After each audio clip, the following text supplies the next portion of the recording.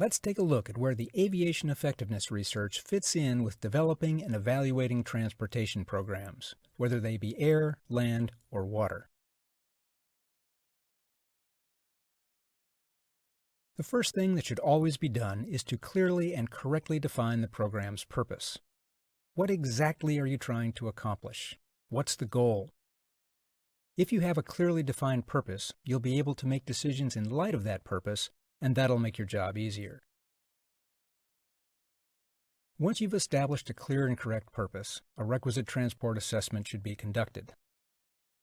An RTA identifies who has to go where, how often, carrying what.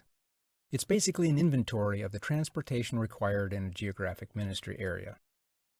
You can find out more about how to do an RTA on the assessment page of this website. Next, reference the AER findings.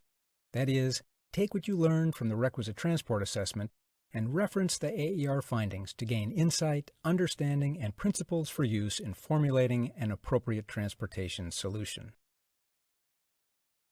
So these three steps, determining the purpose, doing an RTA, and referencing the AER, these steps form a solid foundation for developing a transportation program.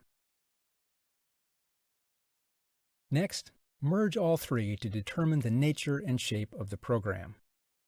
Nature refers to it being either an air, land, or water program. Shape refers to, in the case of an aviation program, the types of aircraft to be used, the number of them, where they would be based, whom they would serve, the locations they would fly to, and the number and types of personnel. Once you've determined that the shape is good, then you have to determine how to pay for it. Will you use a commercial model, a donor-based model, or a combination of the two? Then you should weigh whether the benefits would be worth the cost. And keep in mind, benefits would include not only advancement of ministry work, but also the many other benefits of quality transport identified by the AER. Likewise, the cost of starting and operating a program should include not only money, but also people, energy, and time. If the benefits are worth the cost, then you would start the program. After a few years, it'd be good to evaluate the program's effectiveness.